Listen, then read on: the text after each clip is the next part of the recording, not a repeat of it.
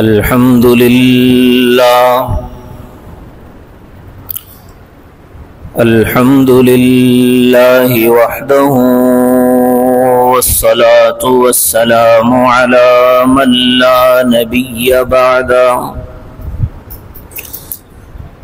وعلى آله وأصحابه الذين أوفوا عهده ونشهد أن لا إله إلا الله وحده لا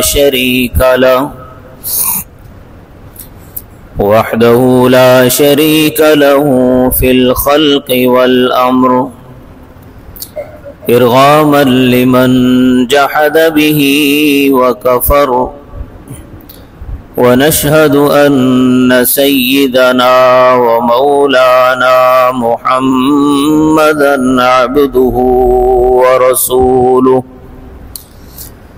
صلى الله تعالى عليه وعلى آله وأصحابه الذين هم خلاصة العرب العرباء وخير الخلائق بعد الأنبياء وهم كالنجوم في السماء للاهتداء والاقتداء وهم مفاتيح الرحمة ومصابيح الغرر. أعوذ بالله من الشيطان الرجيم. بسم الله الرحمن الرحيم. وما أرسلنا من قبلك من رسول إلا نوحي إليه أنه لا إله إلا أنا فاعبدون.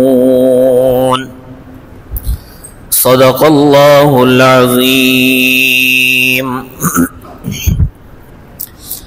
رب اشرح لي صدري ويسر لي أمري واحلل عقدة من لساني يفقه قولي. رب زدني علما رب زدني علما رب زدني علما.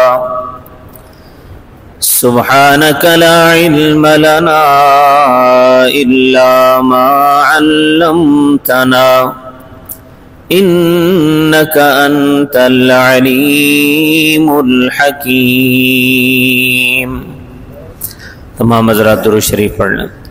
اللهم صل على محمد وعلى آل محمد كما صليت على إبراهيم وعلى آل إبراهيم إنك حميد مجيد. اللهم بارك على محمد وعلى آل محمد كما باركت على إبراهيم وعلى آل إبراهيم إنك حميد مجيد. معزز سامعین گرامی قدر،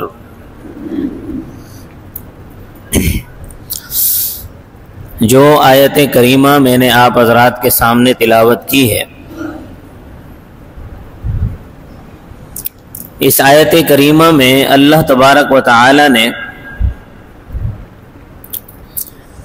اسلام کے اس بنیادی اور اہم عقیدے کو بیان فرمایا ہے کہ جو اسلام کا مرکزی نقطہ، اسلام کی دعوت کا مرکزی نقطہ اور اساس ہے.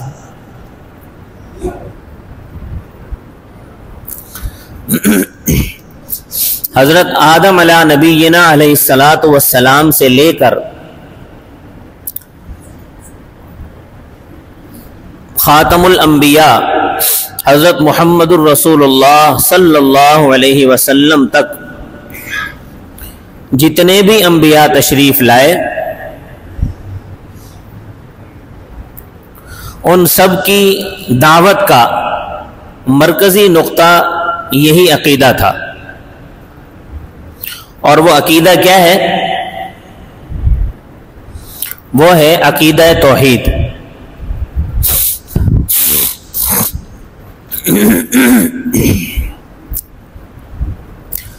توحید شرک کی ضد ہے،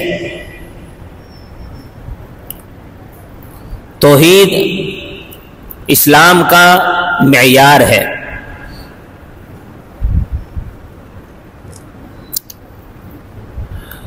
پورا قرآن کریم، اللہ تبارک و تعالی نے پورے قرآن کریم میں جس مسئلے پر سب سے زیادہ زور صرف فرمایا ہے،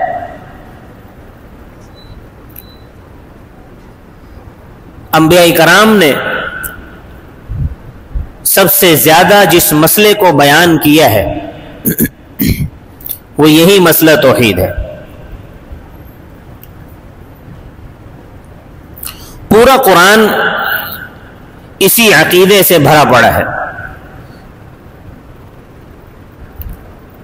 تو اس سے معلوم ہوا کہ یہ اسلام کا بنیادی عقیدہ ہے۔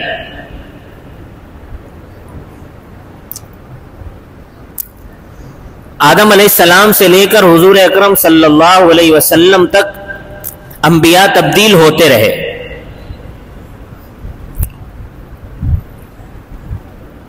تمام انبیاء اپنی قوموں کو جو کلمہ پڑھواتے رہے، اس کلمے کا دوسرا جز تبدیل ہوتا رہا، لیکن پہلا جو کا تو برقرار رہا، اور وہ تھا لا الہ الا اللہ۔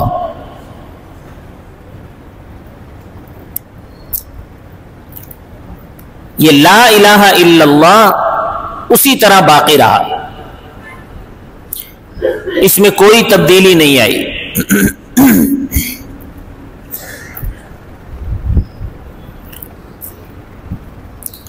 تو میں آپ حضرات کے سامنے 9 انبیاء اکرام علیہم الصلاۃ والسلام کے بیانات جو انہوں نے اپنی اقوام کے سامنے کیے، اپنی قوم کے سامنے کیے، اللہ تعالیٰ نے اپنے فضل و کرم سے ان 9 انبیاء کے بیانات کو قرآن کریم میں ریکارڈ کر دیا ہے۔ اب جب بھی کسی کا دل چاہے کہ وہ انبیاء اکرام علیہم الصلاۃ و تسلیمات کے ان بیانات کو سننا چاہے تو قرآن کھولنا اس کا کام ہے، قرآن نے بتانا قرآن کا کام ہے۔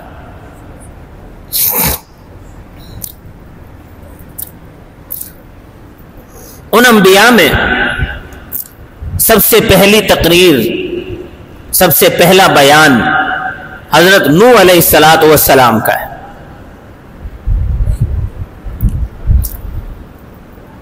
حضرت نوح علیہ الصلاۃ والسلام کی قوم سے پہلے لوگوں میں شرک نہیں تھا، سب لوگ عقیدہ توحید پر قائم تھے، کیونکہ آدم علیہ الصلاۃ والسلام سب سے پہلے انسان ہی نبی تھے، تو نسل انسانی ان کی اولاد سے چلی تو سارے کے سارے توحید پر قائم تھے۔ سب سے پہلے شرک کی ابتدا حضرت نوح علیہ الصلاۃ والسلام کی قوم سے ہوئی۔ شرک کی ابتدا ان کے ہاں کس طرح ہوئی؟ یہ شیطان بڑا ہوشیار ہے، یہ ایک لمبا منصوبہ بناتا ہے۔ نوح علیہ السلام کی قوم کے بزرگ تھے 5۔ قرآن کریم میں سورہ نوح کے اندر ان کے نام بیان کیے ہیں، ود، سواع، یغوث، یعوق، نصر۔ یہ 5 بزرگ تھے۔ شاہ عبد العزیز محدث دہلوی رحمۃ اللہ علیہ نے لکھا ہے کہ یہ 5 حضرت ادریس علیہ السلام کے بیٹے تھے اور یہ بڑے بزرگ لوگ تھے۔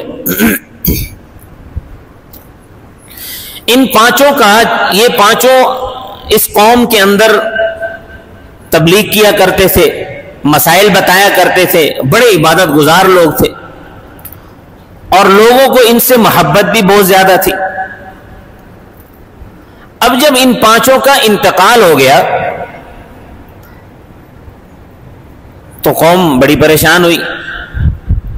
تو شیطان نے قوم کو یہ بات سمجھائی کہ دیکھو تم ایسا کرو کہ تم ان کی تصویریں بنا لو، ان کی تصویریں بنا لو، جب ان کی تصویریں تمہارے سامنے آ جائیں گی تو ایسا لگے گا جیسے یہ بزرگ تمہارے سامنے ہیں، تو تمہیں عبادت کے اندر بڑا ذوق اور شوق نصیب ہوگا۔ اب وہ لوگ تو موحد تھے، شیطان انہیں یہ تو نہیں کہہ سکتا تھا کہ تم ان کی مورتیاں بنا کے ان کی عبادت شروع کر دو، اس کو پتا تھا یہ لوگ میری بات نہیں سنیں گے، وہ موحد لوگ تھے۔ لیکن یہ بات ان کی سمجھ میں آئی کہ ہاں ان کی تصویریں بنا لیتے ہیں، ان کی مورتیاں بنا لیتے ہیں، ان کو دیکھ کر ہمیں ان کی کمی محسوس نہیں ہوگی، عبادتوں کے اندر ہمیں ذوق اور شوق محسوس ہوگا۔ چنانچہ انہوں نے ان کی مورتیاں بنا لیں، 5 مورتیاں بن گئیں، 5 تصویریں بن گئیں۔ اب جن لوگوں نے مورتیاں بنائی تھی، ان کی جو اگلی نسل آئی، انہوں نے یہ سوچا، ان کو شیطان نے یہ بات سمجھائی کہ تمہارے جو باپ دادا تھے وہ ان کا بڑا احترام کیا کرتے تھے، یہ جو مورتیاں بنی ہوئی ہیں ان کا بڑا احترام کیا کرتے تھے، لہذا تم بھی ان کا احترام کیا کرو، ان کو سجدے کیا کرو، ان سے مانگا کرو، یہ تمہاری مرادیں پوری کریں گے۔ تو نوح علیہ السلام کی قوم کی جو اگلی نسل تھی، انہوں نے ان مورتیوں کو پوجنا شروع کر دیا، ان کی عبادت شروع کر دی، ان سے مرادیں مانگنا شروع کر دی۔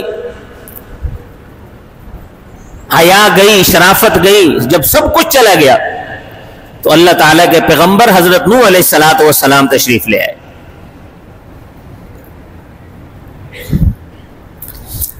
اللہ نے حضرت نوح علیہ السلام کو اس قوم کی ہدایت کے لیے بھیجا۔ نوح علیہ السلام نے اپنی قوم سے آ کر کہا، قرآن کریم نے اس کو بیان کیا، فرمایا لقد ارسلنا نوحا الى قومه فقال یا قوم اعبدوا اللہ ما لکم من الہ غیرہ۔ نوح علیہ السلام، اللہ فرماتے ہیں کہ ہم نے نوح علیہ السلام کو بھیجا ان کی قوم کی طرف، انہوں نے اپنی قوم کو آ کر کہا یا قوم اعبدوا اللہ، یہ تو ان 5 مورتیوں کی تم عبادت کرتے ہو، ان کی عبادت نہ کرو، اعبدوا اللہ، اللہ کی عبادت کرو، ما لکم من الہ غیرہ، اللہ کے علاوہ تمہارا کوئی الہ نہیں ہے۔ اس دعوت میں حضرت نوح علیہ السلام نے 2 باتیں زور دے کر کہی۔ پہلی بات یہ فرمائی کہ اللہ کے علاوہ تمہارا کوئی الہ نہیں ہے، اور دوسری بات یہ فرمائی کہ عبادت صرف اللہ کی کرنی ہے اور کسی کی نہیں کرنی۔ اب حضرت نوح علیہ السلام کی بات تو بالکل سادہ سی تھی، یا قوم اعبدوا اللہ ما لکم من الہ غیرہ، اے میری قوم اللہ کی عبادت کرو، اس کے علاوہ تمہارا کوئی الہ نہیں ہے۔ کیونکہ الہ کا مفہوم یہ بہت وسیع ہے، اور نوح علیہ السلام کی جو قوم تھی وہ ان کے اہل زبان تھے، نوح علیہ السلام کی زبان اور ان کی قوم کی زبان ایک ہی تھی۔ قوم سمجھ گئی کہ یہ ہم سے کس کی عبادت چھڑوانا چاہتے ہیں، کس کی عبادت چھڑوانا چاہتے ہیں اور کس کی عبادت کروانا چاہتے ہیں۔ فوراً بولے، پیغمبر کے سامنے بولے، کیونکہ مشرک کو تو پیغمبر کے سامنے بولنے سے بھی حیا نہیں آتی۔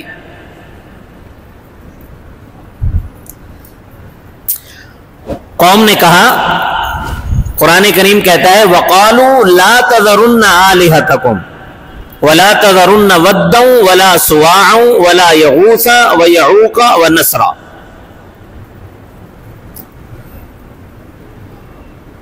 قوم نے کہا کہ اے لوگوں، اپنے معبودوں کو مت چھوڑنا. وَلَا تَذَرُنَّ وَدًّا وَلَا سُوَاعًا وَلَا يَغُوثَ وَيَعُوقَ وَنَسْرًا. نہ ود کو، نہ سواع کو، نہ یغوث کو، نہ یعوق کو، نہ نصر کو، ان کو بھی نہ چھوڑنا. اب بتائیں، حضرت نوح علیہ السلام نے ان کے نام لیے تھے؟ کسی ایک ان کے معبود کا نام لیا تھا؟ ان کے کسی معبود کا نام نہیں لیا تھا. بس ایک جرنل بات کی تھی کہ تم لوگ اللہ کی عبادت کرو، وہی تمہارا الہ ہے، اس کے علاوہ کوئی الہ نہیں ہے. لیکن قوم سمجھ گئی کہ یہ ہم سے ود، سواع، یغوث، یعوق، نصر کی عبادت چھوڑوانا چاہتے ہیں.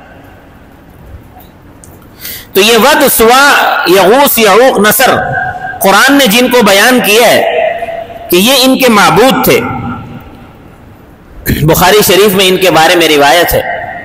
حضور اکرم صلی اللہ علیہ وسلم نے ارشاد فرمایا کہ قوم نوح نے سب سے پہلے جن کی پوجا شروع کی، کلھا اسماء الرجال، اسماء الرجال من اسماء الرجال کلھا ہؤلاء رجال صالحین من قوم نوح علیہ السلام، کہ یہ لوگ حضرت نوح علیہ السلام کی قوم کے بزرگ لوگ تھے، صالح قسم کے لوگ تھے. فلما ہلکوا، جب ان کا انتقال ہو گیا، اوحى الشیطان الى قومهم ان انصبوا الى مجالسهم التي، کہ شیطان نے پھر ان کو ان کے دلوں میں یہ بات ڈالی کہ بھئی یہ بزرگ لوگ جہاں بیٹھتے تھے نا، وہاں تم ان کی علامتیں بنا دو، یعنی ان کی تصویریں بنا دو.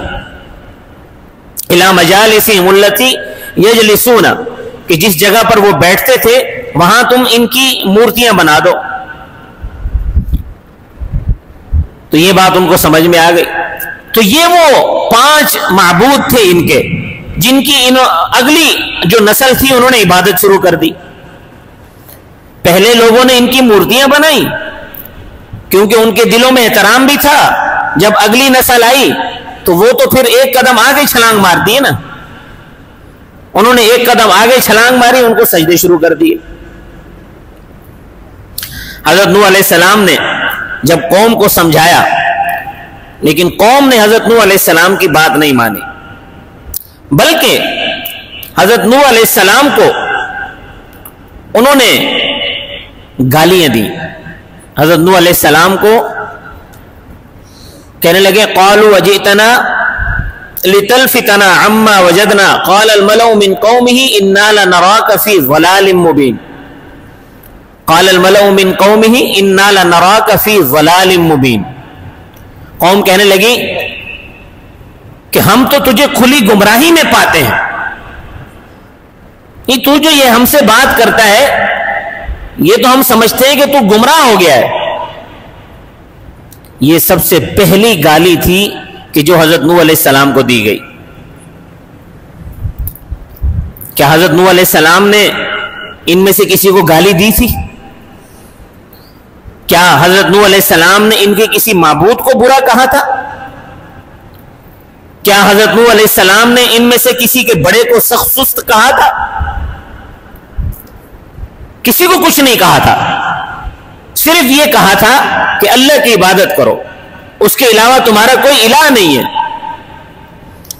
لیکن قوم نے حضرت نوح علیہ السلام کو گمراہ قرار دے دیا. 950 سال حضرت نوح علیہ السلام نے دعوت دی قوم کو. 950 سال، 950 سال. نوح علیہ السلام کی عمر اس سے زیادہ تھی. 950 سال تو صرف تبلیغ کرتے رہے. بعض روایات میں آتا ہے کہ نوح علیہ السلام کی عمر 1400 سال تھی، بعض روایات میں آتا ہے کہ نہیں 1200 سال تھی.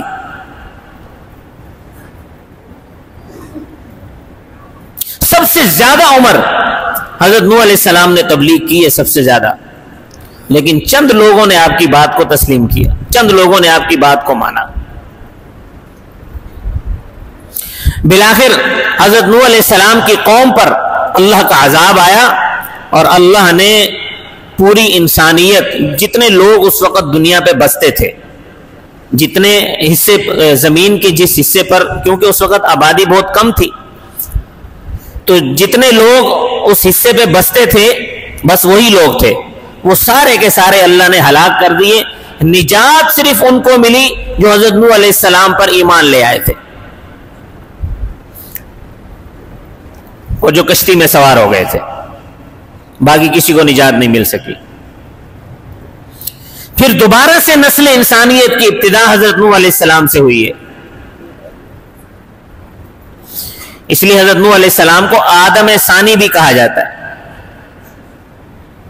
حضرت نوح علیہ السلام کے ساتھ جو لوگ کشتی میں سوار ہوئے تھے، جو مسلمان، ان سے نسلیں نہیں چلی، کسی سے بھی نسل نہیں چلی انسانیت کی نسل حضرت نوح علیہ السلام کے بیٹوں سے چلی ہیں. پھر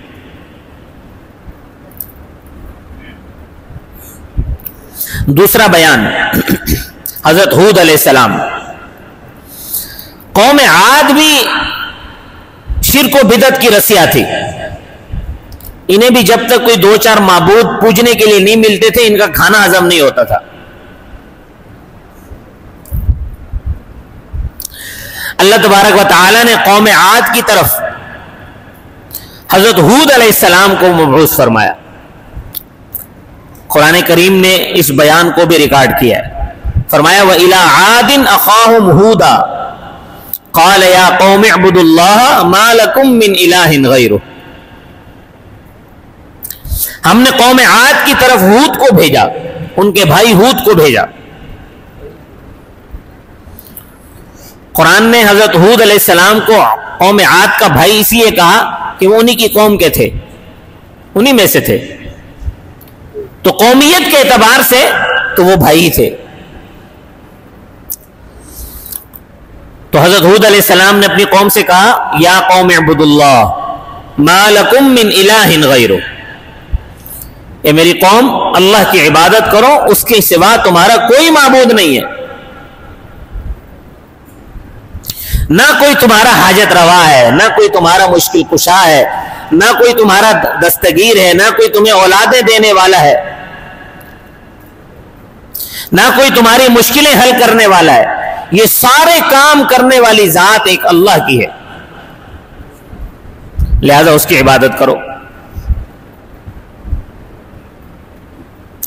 لیکن قوم نے حضرت ہود علیہ السلام کی بات ماننے کے بجائے حضرت ہود علیہ السلام کو کہا یا ہود ما جئتنا ببینہ، تم کوئی ہمارے پاس کوئی واضح دلیل لے کر نہیں آئے ہو. وما نحن بتارکی آلہتنا عن قولک، تمہارے اس کہنے سے ہم اپنے معبودوں کی عبادت نہیں چھوڑیں گے. وما نحن لک بمؤمنین، اور ہم تجھ پر ایمان بھی نہیں لائیں گے. واضح انکار کر دیا اور کہنے لگے قالوا اجئتنا لتأفکنا عن آلہتنا، کیا تو ہمارے پاس اس لیے آیا ہے کہ تو ہم سے ہمارے معبود چھڑوا دے، کہ ہم ان کی عبادت چھوڑ دیں. فَأْتِنَا بِمَا تَعِدُنَا إِن كُنْتَ مِنَ الصَّادِقِينَ، یہ جو تو ہمیں بار بار عذاب سے ڈراتا رہتا ہے، تو لے آ وہ عذاب اگر تو سچا ہے تو. مشرک اللہ کے پیغمبر کے سامنے اس طرح کی تانا زنی کرتے ہوئے ڈرتا بھی نہیں ہے.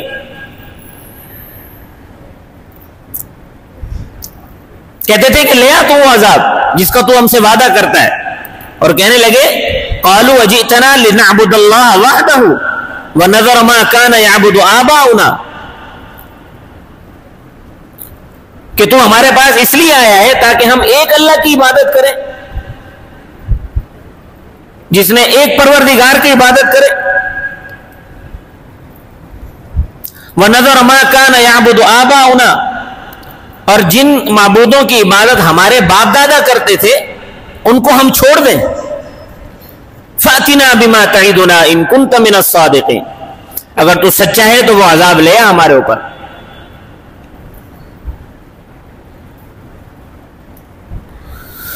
حضرت ہود علیہ السلام کی قوم عاد نے حضرت ہود علیہ السلام کو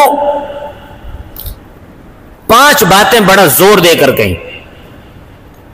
کہنے لگے کہ آپ کی جو تقریر ہے، آپ کا جو بیان ہے، یہ غیر مدلل ہے، کوئی دلیل نہیں ہے آپ کے پاس. حالانکہ پیغمبر تو بغیر دلیل کے بات ہی نہیں کرتا. پیغمبر کو تو اللہ دلائل کے انبار دے کر بھیجتے ہیں، اور پیغمبر کی دلیل کا توڑ بھی کوئی نہیں کر سکتا، اور پیغمبر کی دلیل کا جواب بھی کسی کے پاس نہیں ہوتا. تو پیغمبر کو کہہ رہے ہیں کہ آپ کا جو بیان ہے یہ غیر مدلل ہے، اس میں کوئی دلیل نہیں ہے. دوسری بات یہ کہی کہ آپ کے کہنے سے ہم اپنے معبودوں کو نہیں چھوڑیں گے، ہم ان کی عبادت کرتے رہیں گے. تو یہ تو ضد ہو گئی، یہ تو ہٹ دھرمی ہو گئی.